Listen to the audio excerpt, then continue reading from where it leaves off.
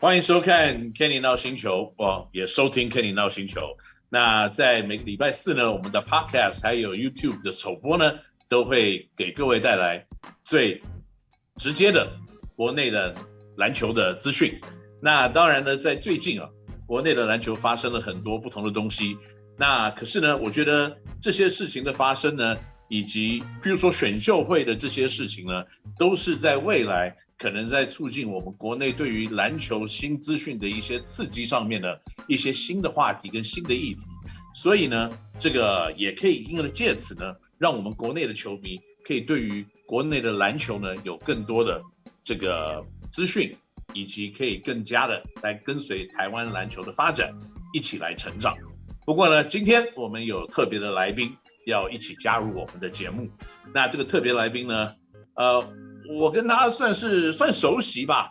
那我们可以访问的空间也几乎可以摆在一起。不过呢，今天这个很荣幸的可以访问到新竹街口工程师呢200公分以上的小前锋的代表性人物李家瑞。家瑞，要不要跟我们观众朋友们打个招呼呢？嗨，Kenny哥，还有肯尼闹星球的各位观众，大家好，我是家瑞。家瑞，这个好久不见，昨天才见面，前天才见面这个最近如何？要不要先跟我们讲一下最近状况好不好？最近就是状况还可以，就是一直在维持个人的训练，然后因为毕竟疫情嘛，没办法团队训练，然后也是遵守政府的规范这样，所以个人训练算比较勤劳一点。那我们首先来了解一下，关心一下，就是说在去年球季开始之前呢，其实你有一些小小的背伤。那这个背伤呢，在经过非球季的休养以及治疗，还有现在的个人训练，状况发展的怎么样呢？去年就是在球季中也遇到背伤的影响嘛，然后可能有一阵子比较低迷一点。球季结束之后，针对这个问题，然后去看医生啊，然后一直去寻找那个解决，然后让它更舒缓的方法这样。然后最近状况都还不错，好极了。那嘉瑞，我想很多球迷可能对于你去年的表现都觉得非常的惊艳，那可能也不知道你在篮球路上的发展是什么样子的一个过程。我们所理解的是，我自己所了解的是，还蛮曲折的。不过你可不可以先跟我们讲一下，你当时是怎么开始打篮球的，然后为什么会走上篮球这条路？当初会打篮球，就是国小的时候，就是看到一些比较大的可能成年人啊，在学校的操场，然后在玩一个东西。但是那时候在金门吗？没有，小时候就在台湾了，在台湾。OK。然后就觉得很有趣，这样。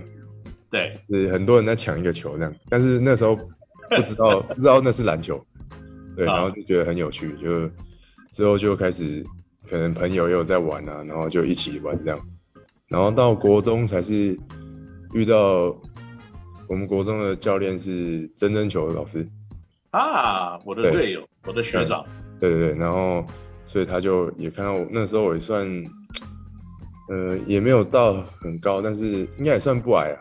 就是大概170左右这样，对，然后他就把我拉进了球队，然后就开始有一点点算是比较正规一点点的训练这样，对啊，然后就开始喜欢打篮球。那我所了解嘉瑞，你自己本身应该是一个右手的人，就说你吃饭写字应该都是用右手。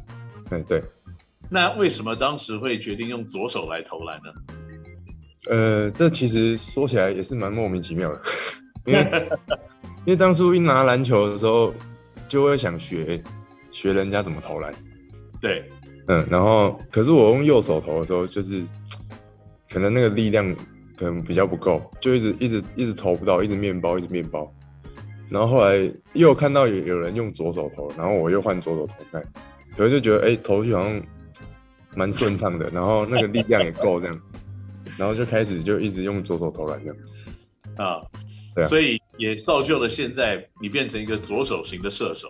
那听起来好像你在很多的方面，特别是篮球场上，你有一些特别的天分。我也认为就是说，可能在身高、体型、速度等等，你都可以算是非常具有天分的一个球员。你可不可以跟我们稍微讲一下，就是之前有出赛过亚青嘛，当时碰到日本的天才型球员，这个Watanabe 就是渡边雄大，你跟他打的对战的结果是如何？当时其实蛮激烈的，因为日本就是可能在亚青方面，他们可能的选手的那个身体素质可能没有这么好，就是普遍都是170、180左右。然后当时就是很明显，就是他们队上就是有渡边一个特别高，就是又是左手的，然后就是跟我那时候蛮像的。就是也是200公分，然后左手，然后瘦瘦这样，然后就是会一直看到他那，然后他那时候好像也打得还不错吧，然后我们跟他们打的一场就是赢的就是进4强这样子，对，然后到后面就是关键时候读秒阶段吧，被他们投进一个逆转的3分这样，然后就之后就输了。然后你还记得那场比赛你表现的怎么样吗？好像也没有到特别突出啊，就是可能普普通通，因为他们日本的球风就是快嘛，对，准这样子，然后所以其实跟他们打其实还蛮累的，就是一直在跑动，一直在跑动。那当时你在打完了高中以后，就直接进入了 SBL 的战场。那像这样子的一个直接跳级挑战职业篮球的动作，其实在篮球选手上面是比较吃亏的，在棒球选手感觉起来就没有这么的一个问题，因为篮球基本上你还是要有身体接触，它是一个碰撞型的运动，所以年纪轻的小朋友可能身体还没有真正的登大人之前，可能跟成人的职业选手来碰撞的话，会吃很多的亏。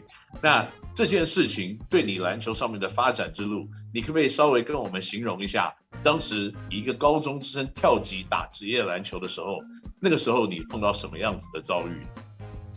那个时候就是当然，因为本身就是比较单薄嘛，然后又刚成年不久，然后就到职业队，然后就是跟一些比较强壮的一些大学长啊，然后一起练球，然后那时候其实蛮辛苦的，就甚至因为我记得印象最深刻的就是跟那个本康跟安城因为他刚好跟我打同一个位置，然后就是有时候对位啊，然后是1对1的时候都会对到他。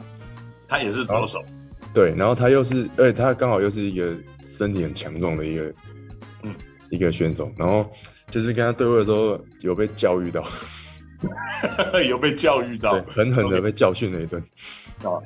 那所以这件事情让你印象深刻，有没有当时有心里发出狠誓，以后等我成长完了以后，我把本康拉出来好好的修理一顿？其实没有那时候就是一个心态，就是要跟他学习啦，因为他其实不算是一个身体素质很好的球员，可是他很努力，然后他也是一个就是脑筋蛮聪明的球员，所以常常他也会一直教我，然后我也会一直在旁边观察他，就是这个球怎么样、怎么打之类的。对啊，所以基本上每一个对手或者每一个队友都可以成为教导你某些方面进步的一个老师嘛。那在了第一个打完了这个职业队的经验之后呢，为什么你后来会选择有一段时间要放弃篮球？可能当时那个新人合约就是签了3年嘛，然后可能刚上来，一开始也没有想太多，就是很纯粹的想要打球。对，然后可能前2年可能自己就是准备的不够，那可能那没办法怪别人。可是之后可能在练球或是其他方面看起来，可能准备的都还可以了。但是就是一直可能没有缺少一个机会吧，对，然后就是一直没有打到了自己想要打的球了，可能一季30场也大概打了场次也是个位数的，然后可能就觉得当时自己可能就会自己想，好像自己不太适合篮球这个运动，然后所以就可能想说就算了。嘉瑞，我必须要讲，如果你说你不适合篮球这个运动的话，可能外面很多的球迷或打篮球的朋友们要在家里哭很久。不过嘉瑞，在这个成长的过程当中，是碰到了一些挫折，跟一些可能还没有到你时间点的时候，就可能你心里有预期，想得到某些的东西。那经过了这段期间的沉淀，就是离开篮球的时候，你心里有想回来打篮球过吗？其实一直都很想啊，因为这就是一个我最喜欢的运动，然后它现在也是等于说成为我人生或者我生活的一部分。对啊，所以你可能说要离开它，可能也是不太可能。以目前来说，对啊，然后当初其实也是很想要打球，可是3年过去了，就觉得自己好像没有什么长进，就觉得会自己怀疑自己，对啊，我就会觉得自己可能不太适合之类的。那你当时不打球了以后，你做了什么事情？就是像普通人一样啊，就是上班啊、下班，然后就是读书啊这样子。对啊，你也没有什么特别的。你那时候去什么地方上班呢？我可以问一下吗？哦，一开始在灿坤上班 ，OK， 就是那种3C 产品的那种。当就是柜服人员吗？对。那有没有人说，哇，你这个人怎么这么高？就怎么3C？其实蛮多人都知道的，就是他会问说，你怎么在这边这样子？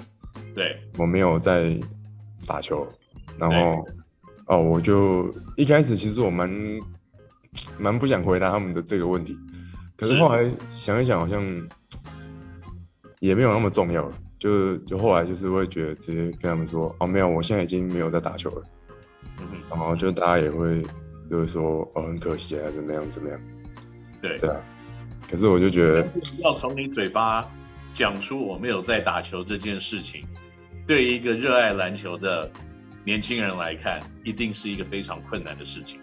对啊，就是说出来会觉得有一种莫名的很尴尬的感觉，我也不知道怎么形容那种感觉。失去而复得，我相信应该会感觉得非常的好。那我相信也是你在现在呢，会更加的努力在篮球场上很大的一个原因。那你要知道嘛，现在的奥运比赛在开始，你有在看奥运篮球吗？我前天有看那个法国跟美国啊，所以你觉得美国队今年怎么样？我觉得他们今年应该蛮危险的。那你有没有想说今年的奥运谁会赢？我们要不要来打个赌，好不好？可以啊。烤火锅可以吗？可以啊。OK， 好，我们赌个6扇门小火锅 ，OK。好，你觉得谁会赢？我觉得应该西班牙吧。OK， 我觉得是西班牙。好，那我说澳洲会赢。澳洲吗？好不好？所以如果我们用这样子的方式，那看奥运会结束的时候，哪一个我们的押宝的球队赢了，就请对方吃一顿。好，没问题。OK， 好，那嘉瑞呢？这个我相信我们还有很多话要聊。不过呢，今天这个礼拜的节目呢，时间有限，所以我们这边先谈到这样子的一个段落。不过在下一个礼拜呢，我们的肯尼到星球的节目会有更多呢，我们跟嘉瑞一起在聊篮球的一些内容。我们下个礼拜再见喽，嘉瑞。好，拜拜。拜。